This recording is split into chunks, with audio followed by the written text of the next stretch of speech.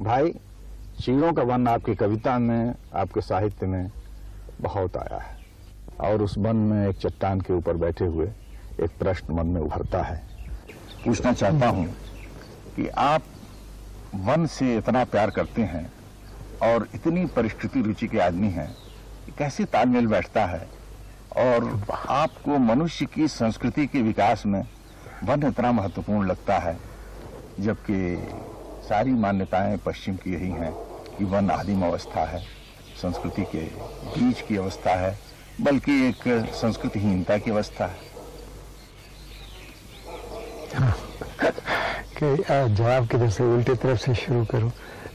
जो ये मानते हैं कि वन आदिम अवस्था है, वो उस आदिम अवस्था से बाहर कभी नहीं निकल पाते।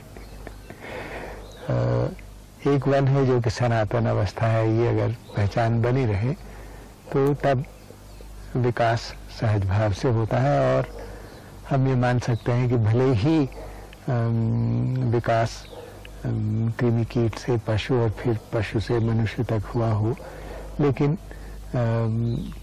जब मनुष्य बनता है तो उसकी चेतना ऐसी है कि वन की पहचान को बनाए रखते हुए ही वो ये संभव पाता है कि अपने को मनुष्य रूप में पहचाने।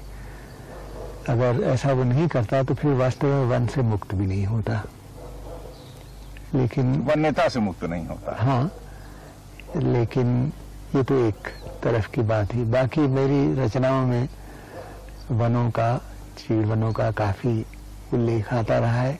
इनके बीच रहा भी हूँ काफी, बचपन से ही जंगलों में, निर्जन प्रदेशों में रहता है, और ऐसे प्रदेशों में काफी रहा जहाँ चीड़ के या देवदार के या बांज के जंगल भी थी। और खासकर जो लिखने की अवधि रही मेरे जीवन की, कविता रचने की लंबी अवधि रही, वो भी उसमें जरूर चीड़ वनों का एक विशेष स्थान रहा, और उसकी प्रत्येक ध्वनि को, पक्षियों की बोली को, वहाँ के कीड़े पतंगों की बोलियों को, सबको अलग अलग मैंने कहीं न कहीं सुन के और मन में दर्ज कर रखा है। आता भी है, हाँ, उसमें भी आती है। बाकी जो पहाड़ों में, जंगलों में नदी, नाले, झरने, जलप्रपात, इनकी आवाजें होती है, इनका भी एक अपना स्थान है। भाई, आपने 1955 से अब तक इतनी विदेश यात्राएं की, और अफ्रीका और दक्षिण अमेरिका, मैं समझता हूँ इन्हीं दो महाद्वीपों को छोड़ करके शेष सभी महाद्वीपों को आपने नापा, और इन यात्राओं में आपने अपने लिए क्या पाया, अपनी रचना के लिए क्या पाया, और अपने देश के लिए क्या पाया? भाई, विदेश यात्रा की से अपने लिए उपलब्धि की बात अलग से तो पता नहीं क्यों सोचनी चाहिए। यात्रा, एक तो यात्रा से कुछ न कुछ मिलता है, वो सवाल हो सकता है। विदेश से ख़ास तौर से कुछ मिले, ये इस दृष्टि से तो यात्रा होती नहीं। ये ज़रूर है कि अपनी अस्मिता के दो पक्ष होते हैं। एक तो जो सहज रूप से जिस समाज में, जिस संस्कृति में रहते हैं उसमें बनती रहती है, और एक हद तक उसकी तरफ ध्यान भी नहीं जाता।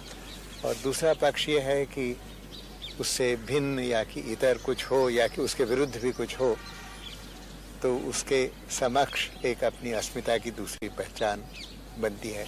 उसमें ज़रूर विदेश यात्राओं का, उनको विदेश मानते, विदेश पहचानते हुए उनका योग होता है। अब जैसे यात्रा के दौरान जब पहली बार जापान गया तो मुझे लगा कि अब तक जितने विदेश मैंने देखे हैं उनमें सबसे विदेशी विदेश ये है। लेकिन 2-3 महीने रहने के बाद ऐसा हो गया कि लगभग हर बात में से कहीं न कहीं भारत से प्राचीन संबंध की एक गूंज वहाँ मिलने लगी। तो तब ऐसा लगा कि बहुत सी भारतीय चीज़ों को इस जापानी छन्नी में से छन कर आया हुआ देखने से उनकी एक नई पहचान बनती है।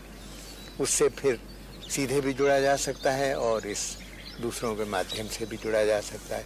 इस तरह के लाभ तो यात्राओं से बहुत हुए, और मैं समझता हूँ कि उनका मेरे जो कुछ मैं लिखता रहा, जो करता रहा, उसमें योग इस रूप में तो हुआ ही कि मेरे सोचने का ढंग बहुत कुछ उससे बदला। और मैं तो यही मानता हूँ, न मालूम लोग सहमत हैं या नहीं, कि उससे एक भारतीयता की एक नई और मैं समझता हूँ कि अधिक उदार और स्वस्थतर पहचान बनी।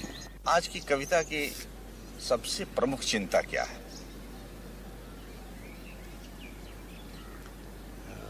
एक तो इसका जवाब ये होता है कि उसकी सबसे बड़ी चिंता है आज की कविता।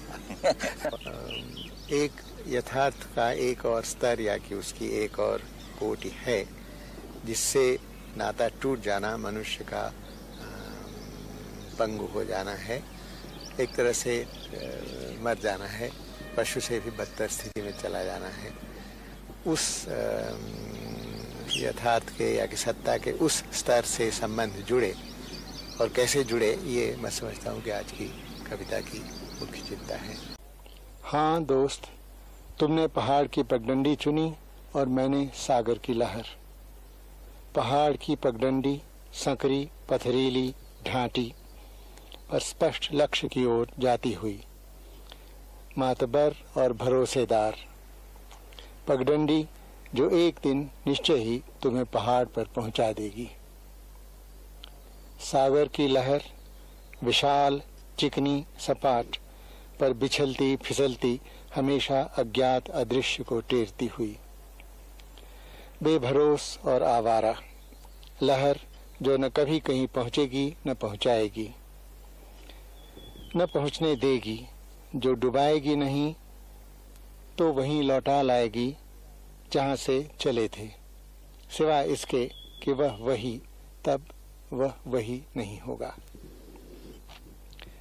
ठीक है दोस्त, मैंने लहर चुनी, तुमने पगडंडी। तुम अपनी राह पर सुख से तो हो, जानते हो कि कहाँ हो। मैं मानता हूँ कि इतना ही बहुत है कि अभी जानता हूँ कि आशीर्वाद में हूँ।